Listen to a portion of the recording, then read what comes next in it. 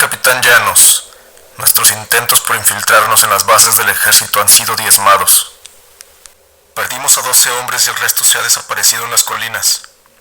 Temo porque sean capturados e interrogados para dar la ubicación de nuestro escondite. Me acompañan 8 hombres. Buscaré localizar a los otros antes de que esos perros. Regresaré a la base dentro de 3 días con la esperanza de volver con más hombres de los que me acompañan. Cambio y fuera. Aquella fue la última transmisión que recibió el comandante Sergei, líder de la resistencia rebelde conocida como la Hermandad contra la expansión del ejército Kaizen, el cual se ha extendido por gran parte del país, convirtiéndose en la máxima autoridad militar y económica, convirtiendo a todo civil a cumplir un papel en su sociedad, estableciendo su propio orden, constitución y régimen de manera autónoma, desconectándose de toda influencia y apoyo del resto de las naciones mundiales.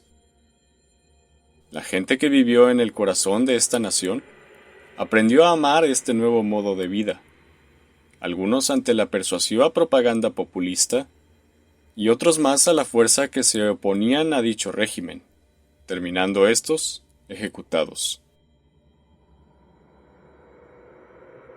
Hace 5 años atrás, las cosas en Reichenstein, capital de la nación soberana de 23 estados en Europa Central y una de las potencias importantes del continente por su desarrollo industrial, innovación tecnológica, medicina y crecimiento económico, comenzó a tener cambios en su sistema político, después de que un candidato llamado Wilfried Meissner ganara por una mínima diferencia las elecciones.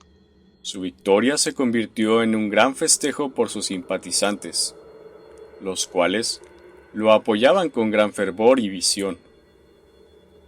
Lo veían como un representante de los trabajadores que buscaban mejores sueldos y tiempo para sus familias, cuidar a los dueños de negocios pequeños para mantener sus despachos de largas generaciones y reconocerlos como una parte importante de la historia de su nación.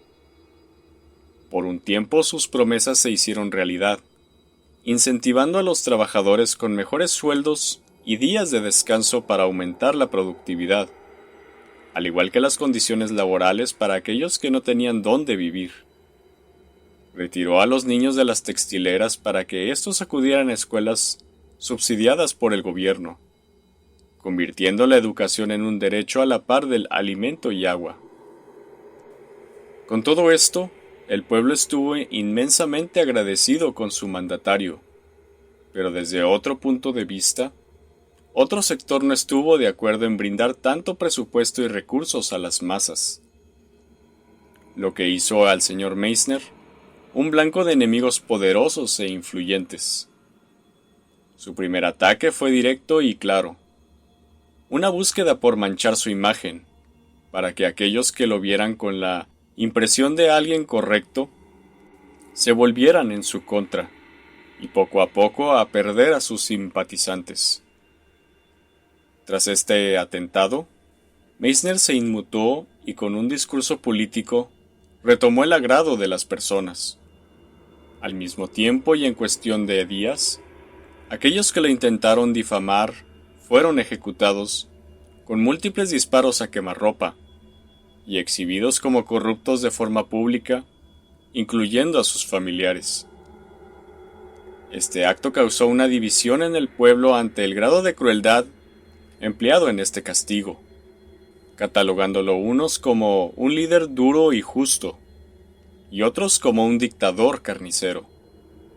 Los ministros, al ver ahora de lo que Meissner era capaz, buscaron actuar de forma más precavida y elaborada para deshacerse de él, ya sea destituyéndolo o asesinándolo para seguir protegiendo sus posiciones de poder y prestigio. 14 meses después de que Meissner llegara al poder, todos los ministros habían sido asesinados, siendo estos colgados en la plaza central, siendo expuestos con los pies hacia arriba, los cuerpos volteados de espaldas y sus cabezas decapitadas presentadas de frente, simbolizando haber ido en contra de sus labores y valores como servidores públicos. Al mismo tiempo que esto ocurría, sus actos de corrupción eran expuestos por una voz distorsionada que se apoderaba de todas las señales de radio, misma que los medios negaban reconocer y mucho menos entender de dónde provenía una señal tan potente para invadir tantos dispositivos y de forma tan extensa. De manera casi coordinada, Meissner desapareció de la vista pública y en su lugar, un símbolo sobre estandartes, banderas, sellos y grafitis comenzaron a verse con más frecuencia. Consistía en una estrella roja con contorno negro, envuelta en un anillo rojo, los cuales, algunos observadores sagaces pudieron encontrar las iniciales W y M, ocultas en el símbolo, intuyendo encontrarse todo bajo la orden de Wilfred Meissner.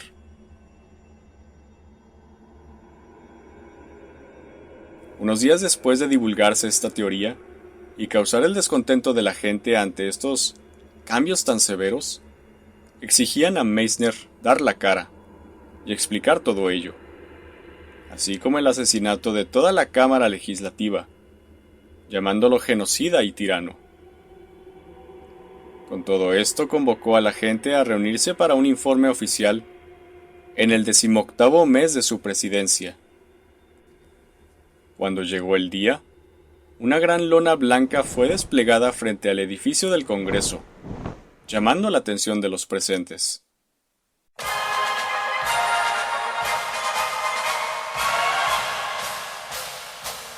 De unas bocinas comenzó a escucharse el himno de la nación, y de la lona se proyectó el presidente Meissner sobre el escritorio presidencial. Lo primero que llamó la atención del público fue su rostro demacrado, sus ojos cansados y rostro serio, tal y como si se tratara de otra persona.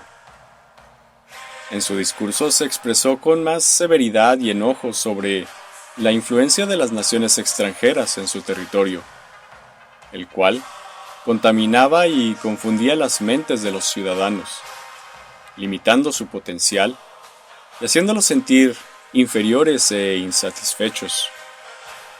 Con esto dicho, expuso la completa desconexión de comercio con otros países, incluyendo el turismo externo, como el de la salida de sus habitantes, así como las transmisiones de radio y televisión, siendo esto manejado solo por lo que él autorizaría.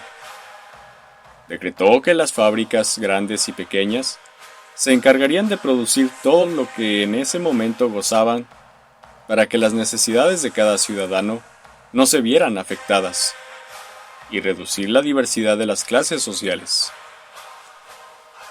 Convocó a todos los jóvenes, hombres y mujeres mayores de 16 años, al servicio militar de manera obligatoria.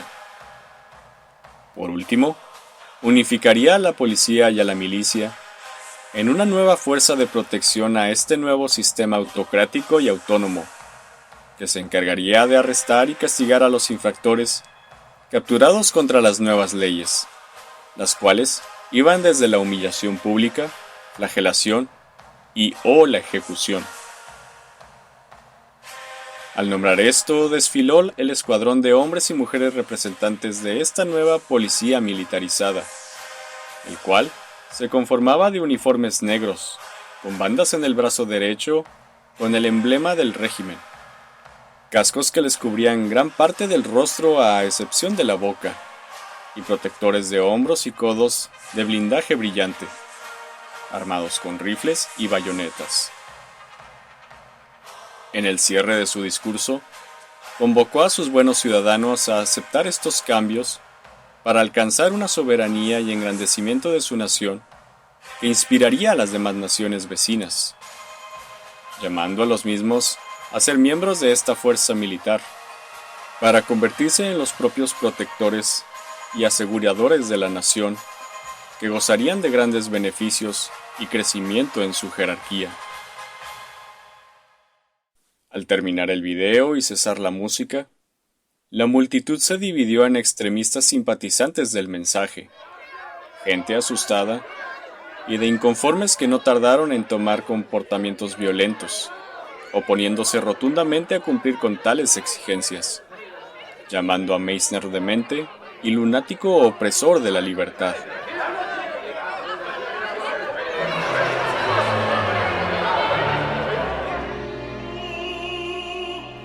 Después de aquel día, las calles dejaron de ser seguras. Grupos de inconformes incitaban a que todos se unieran a derrocar la locura de Meissner.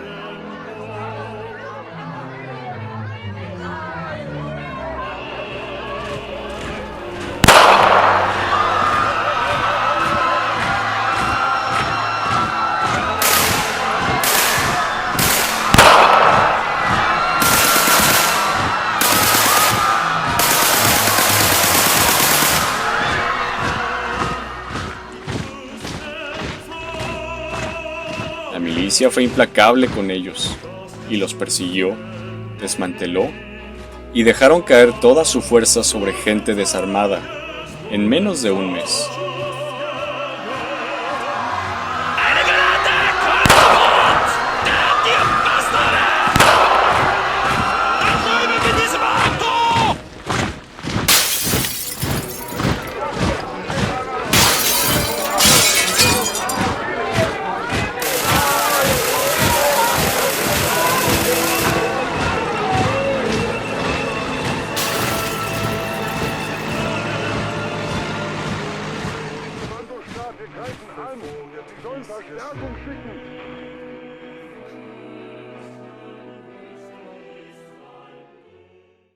La gente que se mantuvo neutral y los que aceptaban el nuevo orden terminaron por quedar a merced del llamado ejército Eisenfist, el cual, como siguiente fase, fue convertir el Capitolio en la piedra angular donde estaría la base militar, laboratorios, centro de pruebas, escuelas y áreas residenciales para los altos mandos del líder Wilfred Meissner, a modo de ciudadela.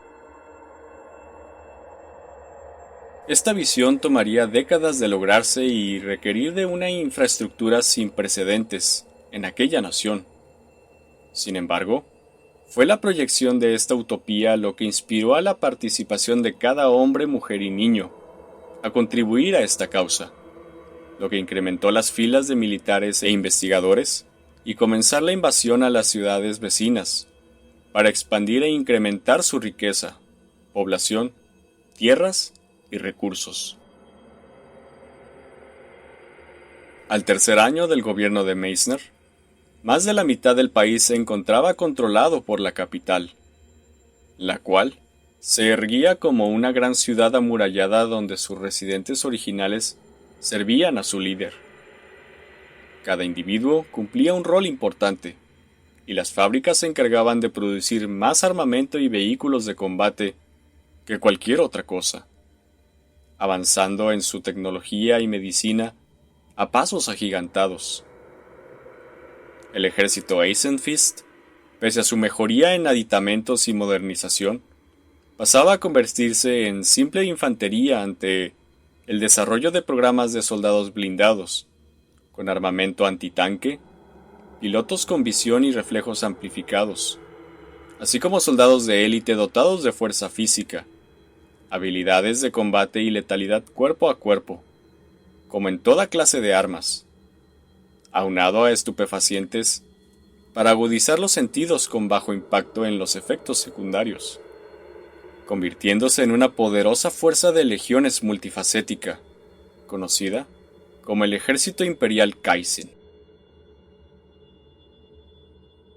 Las naciones vecinas como las potencias mundiales empezaron a prestar atención a toda esta situación.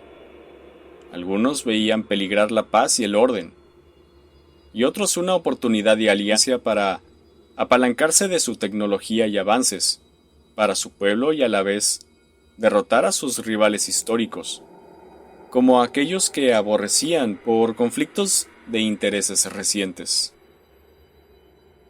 Los primeros en actuar fueron los países opositores, quienes suministraron con armamento y recursos a las regiones que resistían el avance de las tropas. Sin embargo, aquellos esfuerzos fueron inútiles, cayendo cada región sin una pizca de oportunidad. A mediados de aquel año, la ciudadela de Reichenstein recibió numerosas cartas de diplomáticos de los diferentes imperios y naciones de cesar su autoconsumación. De lo contrario, y ante el más mínimo indicio de invadir, cualquier territorio aledaño sería severamente bombardeado y sometido mediante el despliegue de sus tropas. Dichas amenazas tuvieron su respuesta al poco tiempo, respuesta que fue todo menos la esperada, y que más que enfurecer a los líderes de dichas naciones, los hizo sostener el aliento. La carta en sí ya era algo misteriosa e inquietante. Esta revelaba un marco con el símbolo de la estrella en el centro, formas que no se asemejaban a nada antes expuesto. En lugar de los adornos florales y vistosos de la monarquía o bandas militares rectas, estas tenían puntos y líneas curvas, en patrón de alta complejidad geométrica. La letra era distinta a las máquinas de escribir al ser más cuadrada, más específicamente de aspecto octagonal, y donde todo el contenido estaba escrito en un cuadro perfecto al centro de la hoja. El mensaje de estas cartas era el mismo escrito en el idioma de cada región al que fue enviado. Y aunque se desconocen las palabras exactas que contenía, la respuesta era clara: no nos rendiremos y no podrán detenernos. Gran parte de los mandatarios conservaron la carta, especialmente por lo inquietante de su presentación, pero no se logró conservar ninguna de ellas, ya que, inexplicablemente, se incendiaron y convirtieron en cenizas al poco tiempo de que fueron leídas. Algunos encontraron el cúmulo de cenizas en donde los colocaron, mientras otros la vieron encenderse por sí sola, en compañía de otros. A algunos, aquello los asustó y comenzaron a tener pensamientos supersticiosos, mientras otros apelaron a darle una justificación científica que pudieron explicar fácilmente sin dejarse intimidar.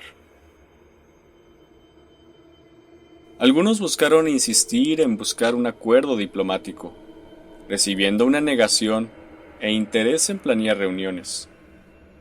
Los que buscaban aliarse, extrañamente recibieron la misma respuesta negativa sobre reuniones formales con el líder supremo de Reichenstein, lo que volvía a Meissner un líder sin rostro, provocando la duda y confusión de sus potenciales aliados, llegando unos a pensar que Meissner ya no era más el verdadero líder de dicha nación, y ahora ser todo controlado por parte de un grupo de generales de mentes extremistas. Quien fuera o quienes fueran las mentes maestras detrás de todo ello, solo dificultaba la manera de actuar para todas las naciones, y arrojando numerosas dudas sin respuesta. Al cuarto año, la ciudadela era un lugar imponente, con enormes edificios de arquitectura avanzada y de materiales sofisticados de los que enormes estandartes ondeaban la insignia del ejército Kaizen. La ciudad de Reichenstein había desaparecido por completo, para convertirse en un territorio utópico donde sus habitantes vestían largos ropajes sin distinción de clase social. Tan solo eran diferenciados por atuendos de color y artefactos en sus accesorios entre sus diferentes roles de científicos, ingenieros, militares, obreros y constructores, de los cuales se ramificaban por medio de niveles para definir sus roles. Cada uno tenía derecho a casarse con quien quisiera, poseer una vivienda y un vehículo, así como dotación ilimitada de alimento para cada individuo, removiendo todos los estimulantes que podían provocar dependencia y, por tanto, conflicto entre los ciudadanos. Las recreaciones estaban limitadas a áreas donde se permitía el estímulo que cada persona deseaba mediante cuartos de seguridad, tales como intoxicación, sexo, violencia, terapia de risa y terapia de sueño. Con este método, todos los deseos personales de cada sujeto eran saciados, creando una sociedad de individuos felices y satisfechos donde el crimen no existía, por motivos de distinción, insatisfacción o envidia, entre sus 46,000 habitantes. Mientras esto ocurría en el corazón de este nuevo orden, ejércitos marchaban por toda la frontera defendiendo el territorio terrestre y aéreo, con su armamento avanzado de pequeños grupos de ejércitos extranjeros. No obstante, por la región sureste, un pequeño poblado de apenas 1,000 personas, siendo en su mayoría campesinos y herreros, se convertía en el último rincón del país para ser subyugado por el ejército Kaizen. Al arribar un puñado de soldados con fuerza terrestre para apoderarse del territorio, este se vio diezmado por un grupo de rebeldes que los emboscó, causando el sobresalto del ejército Kaizen, al no verlo como una amenaza. Este poblado de 5,000 habitantes, llamado Vanderwalker, se componía de una cadena de lomas boscosas de 7 y hasta 10 metros. La forma de llegar al poblado era rodeando las más altas, así como subiendo y bajando.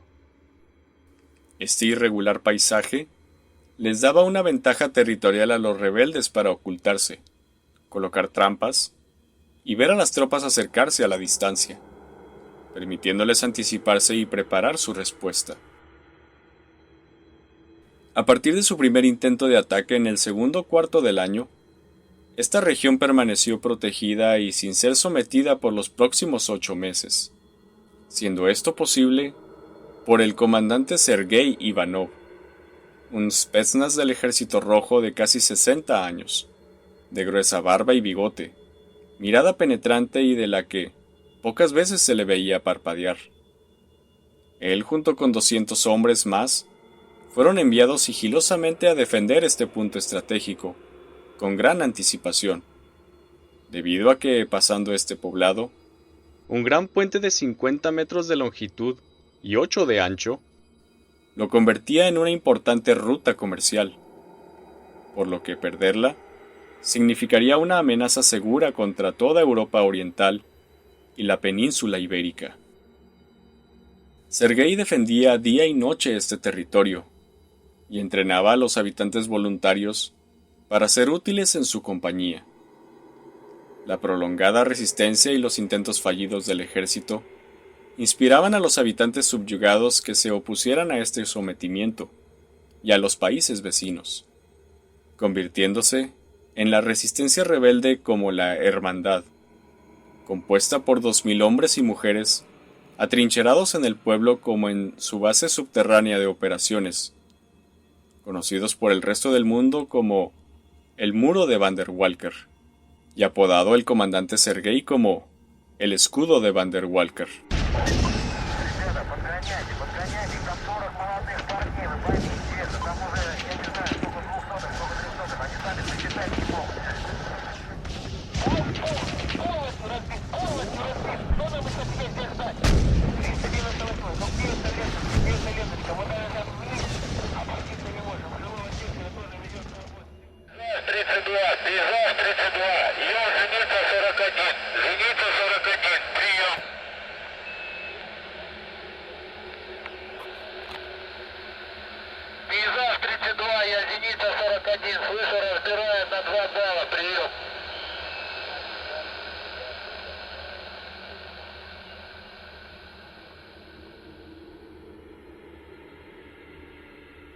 Entre paredes de piedra y vigas de madera, el comandante Sergei recorría los laberínticos corredores de la base subterránea hasta llegar a un muro de peldaños que dirigía a una escotilla, a pocos metros de altura.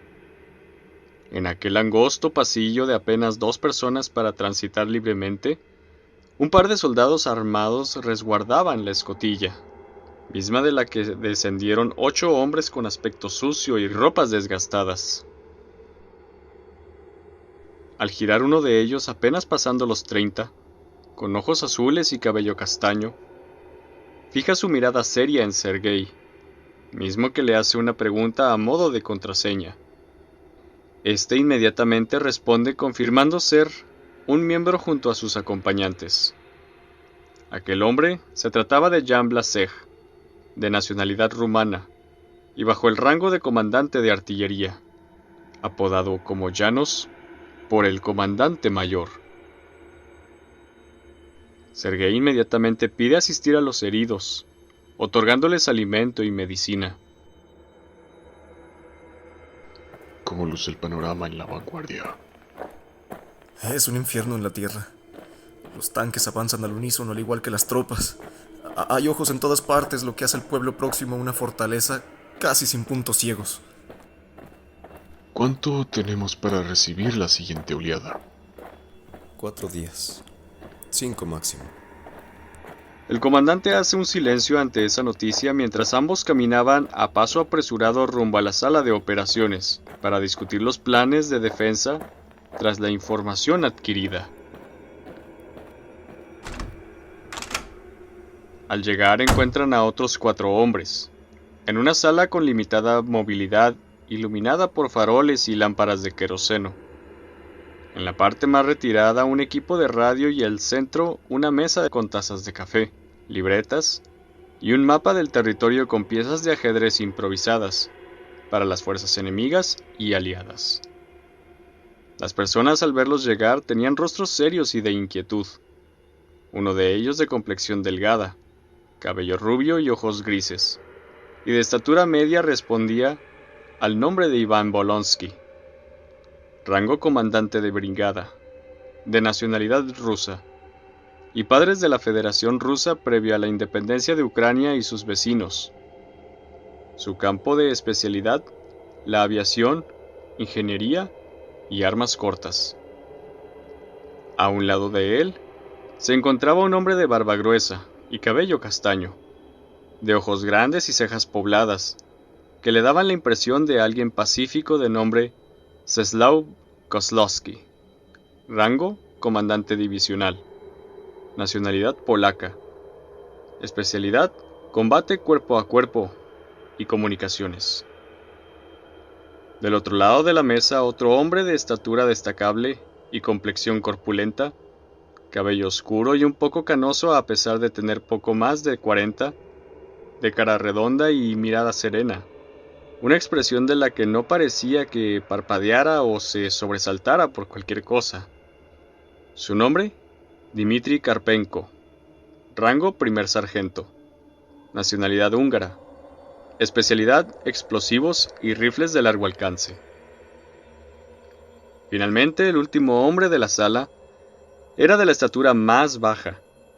Tenía cabello castaño oscuro y ojos cafés, complexión media y rostro afilado. Respondía al nombre de Vladislav Kozlov. Rango sargento primera clase. Nacionalidad rusa. Nació en medio del conflicto de la guerra civil, lo que lo ubica como uno de los más jóvenes del grupo. Su especialidad se encuentra en su capacidad de logística y organización, siendo uno de los más inteligentes y perspicaces al mando. Entre sus habilidades de combate se encontraban las armas cortas, explosivos y combate cuerpo a cuerpo, así como todo lo que se encuentra a su alrededor. Ante este grupo de hombres especializados en el arte de la guerra, y al pertenecer a diferentes nacionalidades, emplearon un idioma en común para facilitar su comunicación, usando el ruso regional occidental, al compartir más similitud de palabras con el polaco, el rumano y el húngaro. Señores, la situación es la siguiente. El ejército Kaizen continúa avanzando como una fuerza implacable.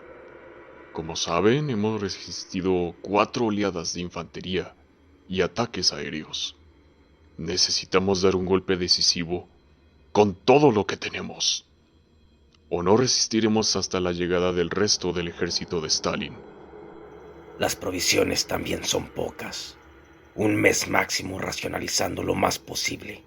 Si haremos algo, debemos hacerlo lo más pronto posible. Expone Bolonsky. El plan sigue siendo el mismo. Capturar al general Divardine, el hombre más poderoso de la vanguardia contra Wonder Walker. Si lo capturamos y le sacamos todos los secretos y planes de su ejército, terminamos la guerra antes de que siquiera comience. Expresa Kozlovsky con un retrato hablado de aquel general al ser visto por solo un espía en una expedición al poblado cercano. Dinos, Janus, ¿se encuentra el general liderando sus tropas en ese poblado? Formula dirigiendo la mirada a Blasej, quien volvía de dicha expedición de reconocimiento. Fuentes confirmaron su presencia. Dicen que lo vieron descender de un convoy provenientes del noroeste. Su presencia aquí puede significar muchas cosas, desde un motivo de inspiración y motivación para sus tropas, como una planeación de un ataque definitivo contra nosotros. Podría asegurar lo segundo al ver con mis propios ojos movilizarse un batallón entero de infantería.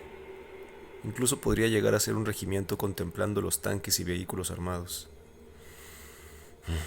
No descartaría la posibilidad de un ataque mixto por aire y tierra. Todos permanecen callados ante las palabras de espionaje de Janos. Janos y Kozlovsky intenten contactar al Kremlin, solicitando un estado de llegada estimada para suministros y vehículos. Iván y Dmitri reúnan minas y explosivos para cubrir un perímetro de 8 hectáreas entre las lomas y los árboles. Kozlov, haz un recuento de todo el armamento con el que contamos. Los esperaremos hasta llegar aquí, y les daremos con todo y avanzaremos al poblado para ir tras Divardine. La reunión termina y todos salen paulatinamente para atender sus labores tomando caminos distintos. A la mañana siguiente, el comandante Sergei es informado de acudir con urgencia a otra sección del cuartel. Al moverse entre soldados y el resto de su equipo, observa al interior de uno de los dormitorios a Vladislav ahorcado en la cabecera, con múltiples apuñaladas en el torso cubierto de sangre. Por si la propia escena no fuera ya apabullante, en el muro de la puerta había un mensaje escrito en alemán, con la insignia del movimiento Kaizen que decía: Fue muy sencillo. Ahora solo faltan 5. La caída de Van der Walker es inevitable. La tensión en el ambiente era casi palpable. Los rostros de los soldados como de los oficiales eran de gran inquietud y desconcierto ante un asfixiante silencio. El comandante Sergei les pide a todos los que no fuesen oficiales abandonar el cuartel y resguardar la escotilla, ordenando que nadie entrara ni saliera sin autorización. Sergei y sus oficiales se reúnen en un comedor, un área más vasta que la propia sala de operaciones, donde todos tenían rostros tensos y de incertidumbre. Sergei se encontraba inquieto, presionando los labios y gesticulando, pensando un sinfín de posibilidades. De acuerdo. Creo que estamos en una posición más complicada de lo que parecería. Tenemos un infiltrado en nuestro cuartel, o aún peor, un traidor. Expone el comandante mirando a sus oficiales, quienes de igual manera se dirigían miradas discretas, comenzando a sospechar lo peor uno del otro. Bolonsky, ¿dónde estuviste anoche? Estuve con Dmitri reuniendo las minas y preparando las bombas. Entrábamos y salíamos del taller rotativamente. ¿Cada cuánto? No lo sé. Más de media hora, supongo. ¿A qué hora fue que dejaron de trabajar y de verse? Formula ahora dirigiéndose a Dmitri. Como a las 3 de la mañana. Iván llevaba cargando un gran número de explosivos que dijo que almacenaría en una maleta que tenía en su habitación para salir al día siguiente para comenzar a minar el perímetro. Esa fue la última vez que lo vi. Responde al comandante dirigiendo la mirada a su compatriota, quien asintió con la cabeza de ser verdad. Kozlowski, ¿solicitaste el apoyo al Kremlin? Había mucha estática. La comunicación fue difícil, pero logramos enviar el mensaje. John estuvo conmigo todo el tiempo para solicitar los suministros de forma urgente. ¿Qué hicieron después? John se fue. Dijo que quería ir a descansar. Yo permanecí un poco más en el cuarto de comunicación, pensando en qué más poder hacer. Cuando empecé a quedarme dormido, decidí ir a un dormitorio a descansar. Ante tales declaraciones, Sergei se encuentra en una posición en la que no puede inculpar o sospechar de alguien. ¿Alguien escuchó o vio algo fuera de lo normal? Al merodear o ir caminando a su dormitorio o pasando cerca de él. Formula más inquieto buscando presionarlos para averiguar lo que pasó esa madrugada. Todos permanecen callados, exponiendo no haber notado algo fuera de lo normal.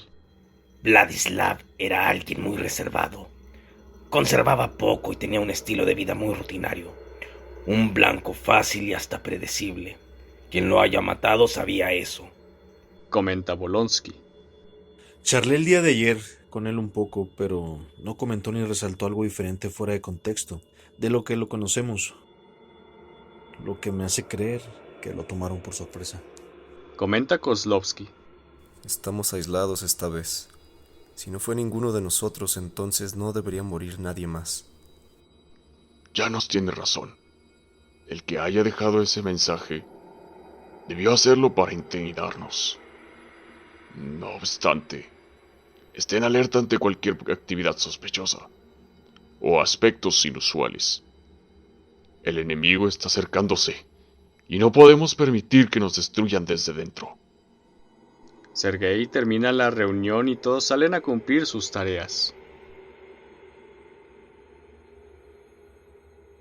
Bolonsky y Dmitri continúan trabajando juntos, reuniendo las minas y fabricando explosivos para cubrir el terreno, permaneciendo enfocados en su trabajo. Dime, Dmitri, Formula Bolonsky. ¿crees que alguno de nosotros haya decidido desertar a estas alturas? Las naciones de Europa son un caos. Todos están tensos con este conflicto al no saber a quiénes considerar aliados o enemigos. Responde sin apartar de vista lo que hacía. Eso no fue lo que pregunté. Alguien mató a Kozlov. No llegué a conocer sus habilidades en combate, pero sí conocido sus antecedentes. De niño demostró una gran capacidad para resolver problemas y reparar cosas. Al llegar a la adolescencia, fue campeón invicto regional de ajedrez, enfrentando incluso a maestros académicos. Sus padres, al observar sus habilidades tácticas y alto coeficiente, lo enlistaron en el ejército al ver una carrera prometedora para él, especialmente después de la muerte de Lenin y la disolución de los bolcheviques. Sin embargo, le tocó vivir el Gran Terror, aspecto que lo obligó a aprender a poner en práctica tácticas de combate y sumisión rápidamente. Al principio le costó trabajo reprimir ciudadanos, pero el calor de la situación lo impulsó a ser agresivo hasta volverse cada vez más frío, al punto de ser alguien que no mostrara emociones. Él, como muchos otros, recibieron terapia para sobrellevar las secuelas después de tanta violencia. No por nada la represión recibió ese nombre. En los años siguientes prefirió brindar apoyo estratégico en la captura y contención de los opositores, evitando herir y ejecutar civiles por su propia mano, siendo más eficiente que circulando las calles, recibiendo así. Termina por relatar contando un poco de su carrera militar. ¿Y por qué me cuentas esto? Formula Dmitri confundido al no entender por qué le contaba su historia, al no haber expuesto un interés por saber quién fue, o mucho menos ahora que está muerto. Kozlov era un estratega, un calculador metódico. Replica volviéndose a él. Quien sea que lo haya matado sabía eso. También sabía que si alguno de nosotros era asesinado, él sabría quién podría haberlo hecho. Por lo tanto, su muerte no fue al azar y, sobre todo, a ninguno de nosotros nos costaría someter y asesinar a alguien de su complexión. Agrega de forma muy seria sin quitarle la mirada a Dmitri, quien lo mira con sobresalto y notablemente tenso. Entonces, ¿crees que hay un traidor entre nosotros? no descartarían la posibilidad. ¿Motivos? Un infiltrado potencialmente, ya que pertenecemos a diferentes nacionalidades. Pero hasta que no se aclare esto, yo dormiré con un ojo abierto y un cuchillo bajo la almohada. Replica volviendo a su lugar de trabajo, manteniéndose ambos tensos ante tales especulaciones. En otra parte del cuartel, Janos y Sergei trabajaban en el conteo de suministros y artillería, preparándose para combatir al regimiento. Dime, Janos.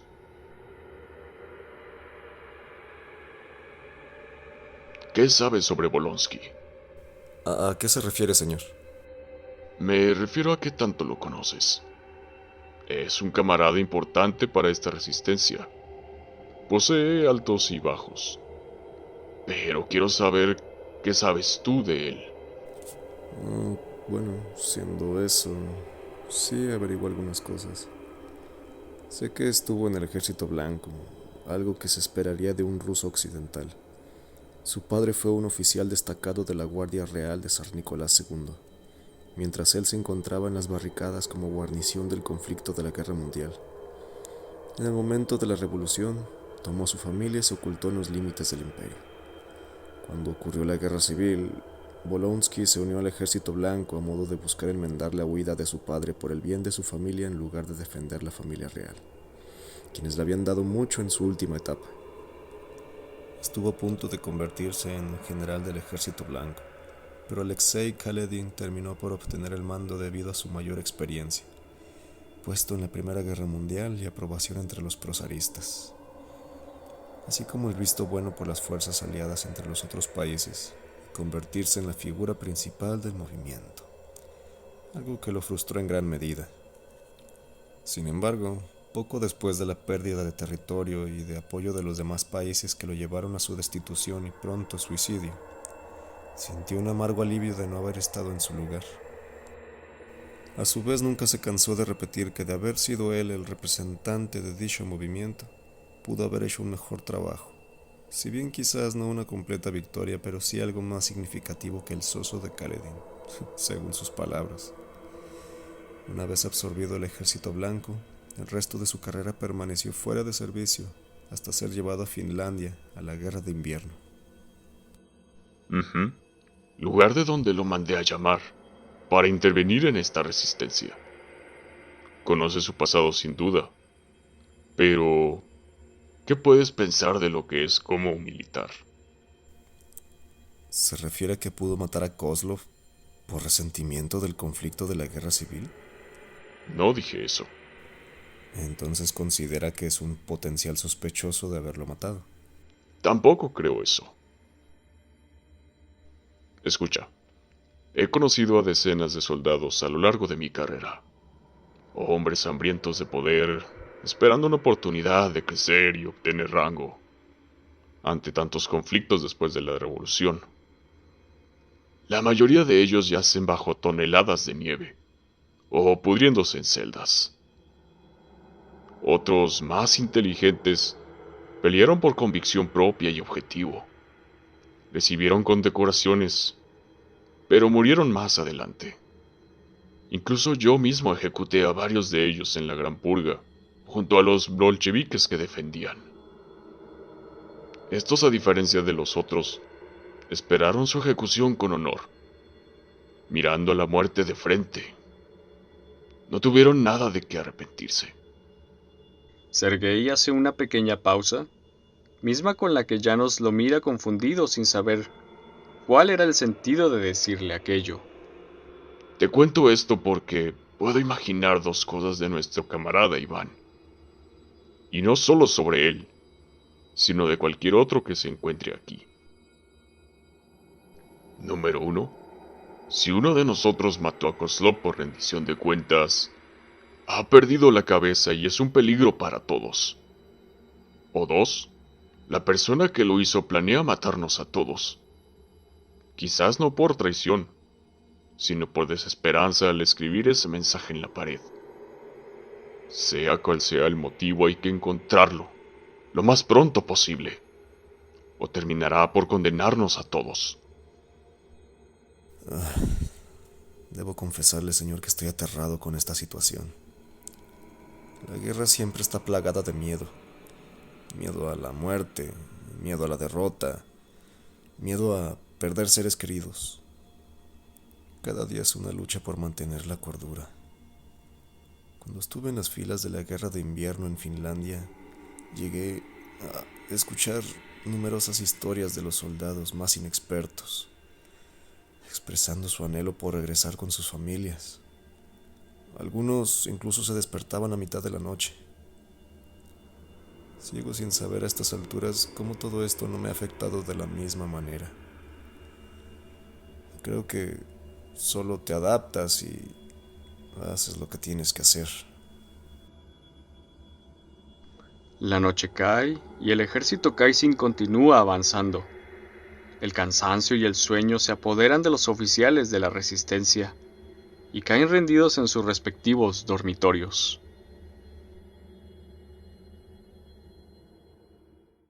Al siguiente día, el grito de Bolonsky resuena tomando a todos por sorpresa.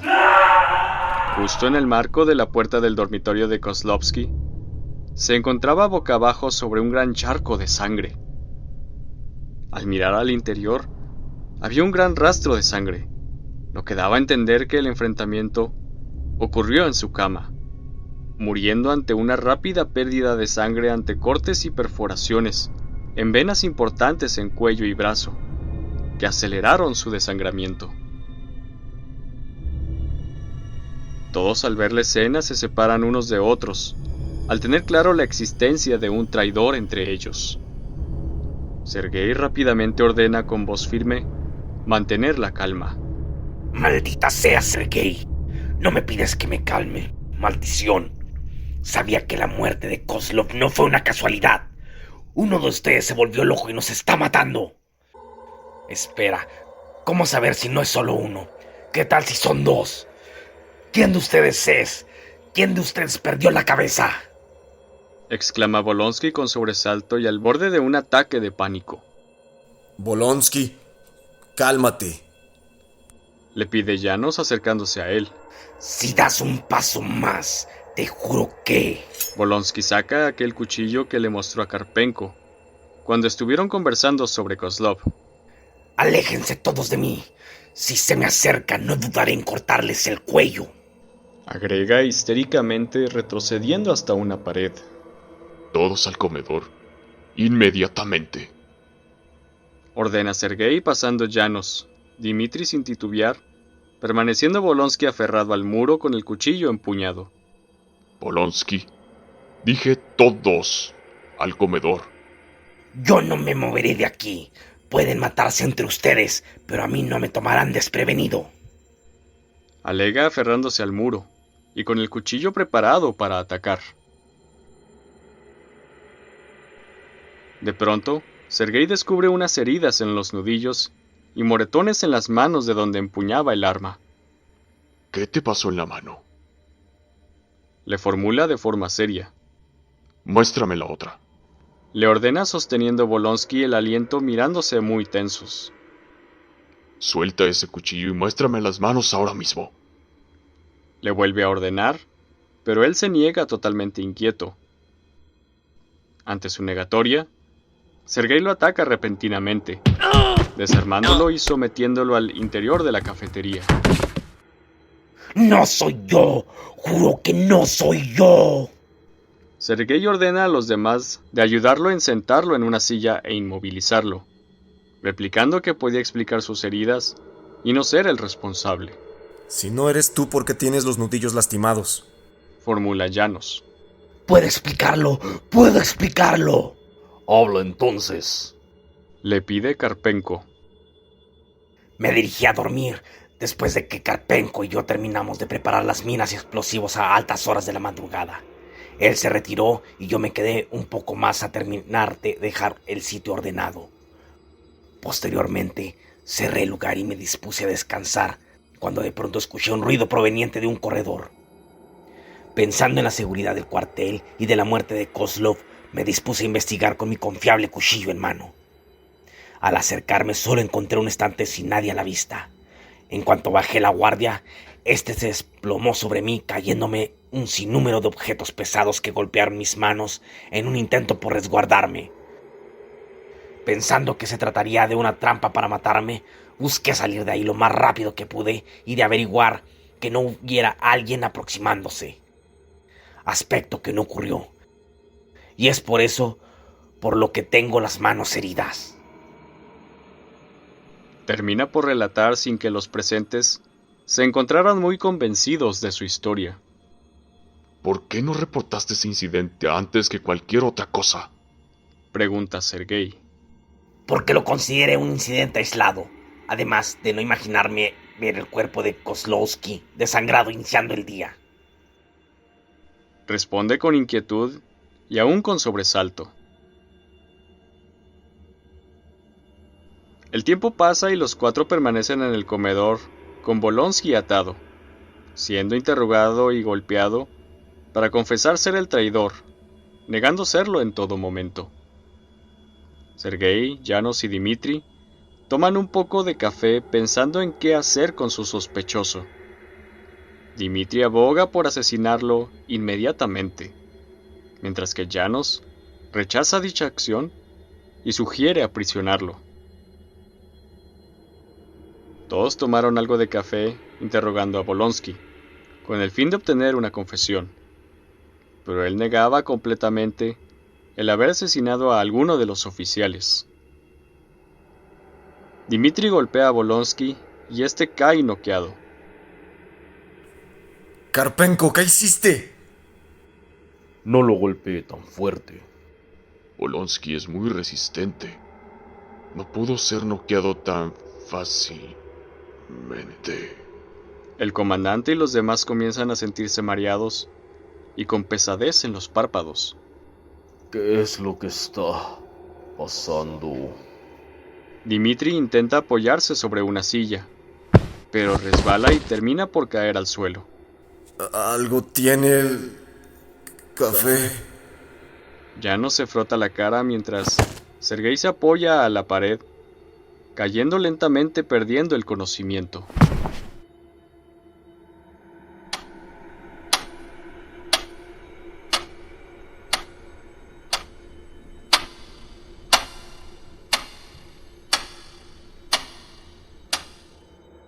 Todos comienzan a despertar, levantándose del suelo con gran dolor de cabeza. Bolonsky descubre estar desatado y rápidamente se levanta tomando un cuchillo apartándose de los demás. Ahora intentaron envenenarme, pero no les funcionó. Bolonsky, baja ese cuchillo. ¿No ves que nosotros también fuimos drogados? No intenten engañarme. Los tres están confabulados. Son unos traidores. Recobrando paulatinamente el sentido, caminando rumbo a la salida. Bolonsky, no te atrevas a abandonar el refugio, le ordena Sergei aún sin ponerse de pie, pero él lo ignora y continúa su camino. Nuevamente le ordena detenerse sujetando su pantalón, pero este se gira y le patea la mano, obligándolo a soltarlo. No dejaré que me maten. No permitiré que... De pronto, al desplazar su pie por el pasillo, rumbo a la escotilla de salida, siente cómo estira un cable, lo que acciona una serie de minas colocadas en los muros, mismas que él mismo había preparado junto a Karpenko la noche anterior.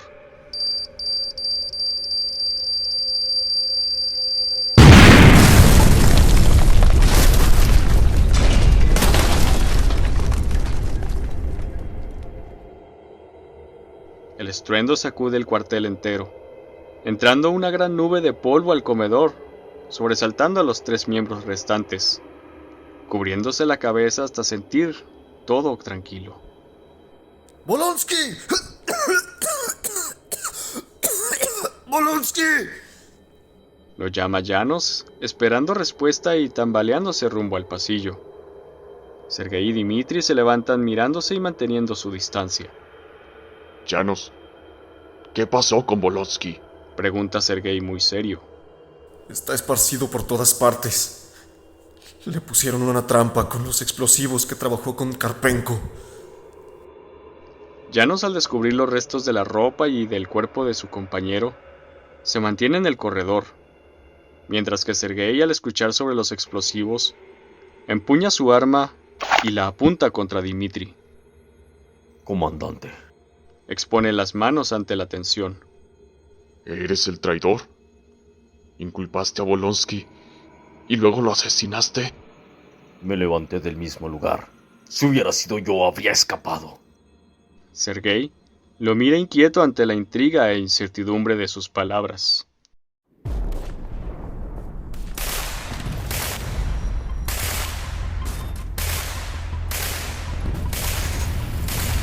De pronto, una serie de explosiones se hace escuchar en la superficie, haciendo retumbar al cuartel. Es el ejército Kaizen. Llegaron antes de lo esperado. Expone Janos. Comandante, debemos salir de aquí. Comandante, no confío en Blaser. ¡Cierra la boca! Deberíamos tener más tiempo. Su labor era pronosticar la llegada de la siguiente oleada. Comandante, tenemos que salir y ordenar a las tropas para defender la ciudad. Sergei sostiene el aliento, pensando en quién creer sin apartar el arma de Karpenko. En ese instante, Janos se aproxima al marco. Karpenko, al verlo, toma un cuchillo para arrojárselo. Sin embargo, Sergei le dispara al hombro, cayendo herido al suelo. Tenemos que irnos ahora, señor. Sergei se levanta y junto con Janos salen del lugar. Sergei, cometes un grave error, exclama Karpenko intentando levantarse.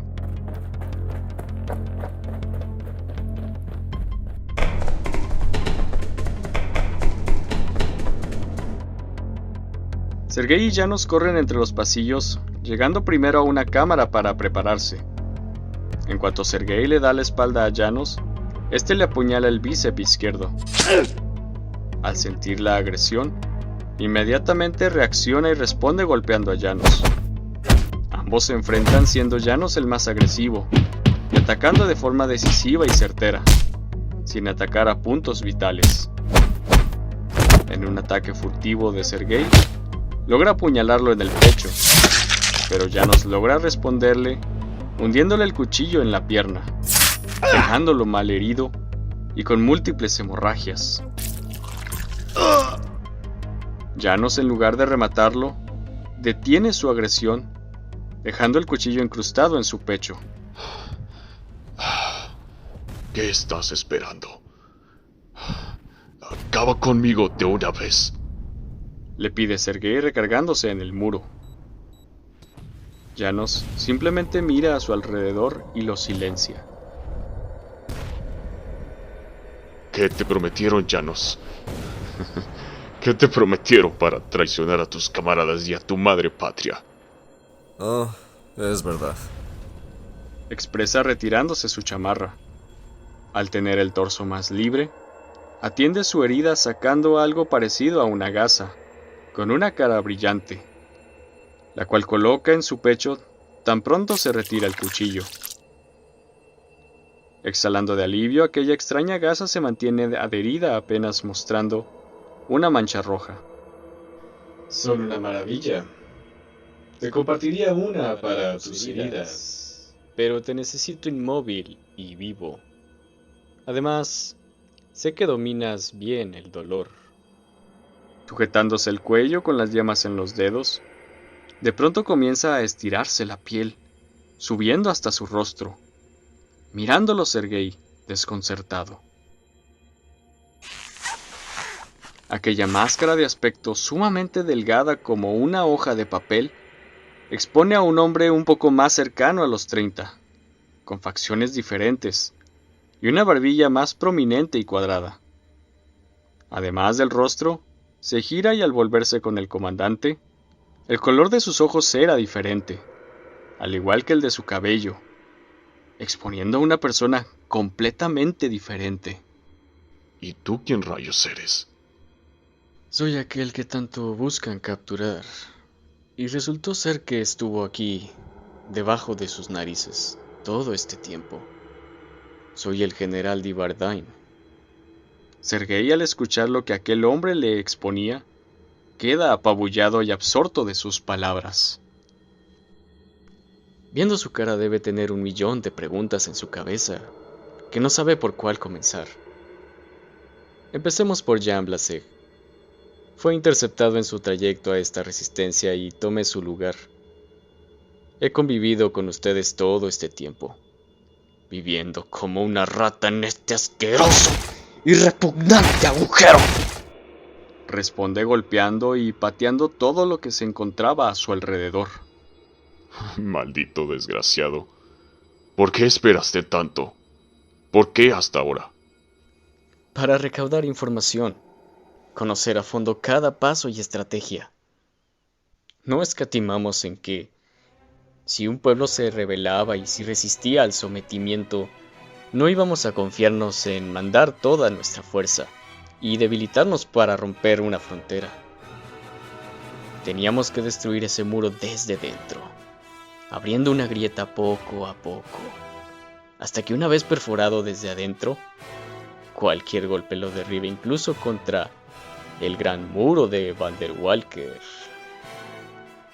Una vez infiltrado, todo eso fue sencillo. Solo requería tiempo. Tiempo para ganar su confianza.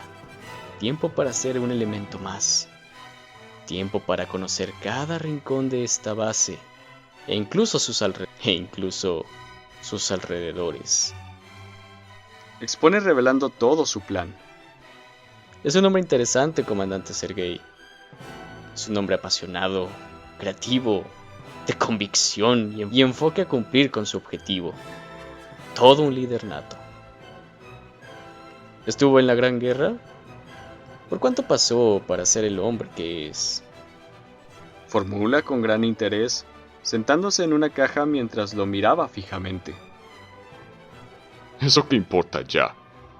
Tan solo mátame y vuelve con los tuyos allá arriba. Solo te diré que habrá otros más organizados y preparados que yo, que le pondrán fin a tu ejército y a tu movimiento de tiranía y opresión. Conozco a los sujetos como tú.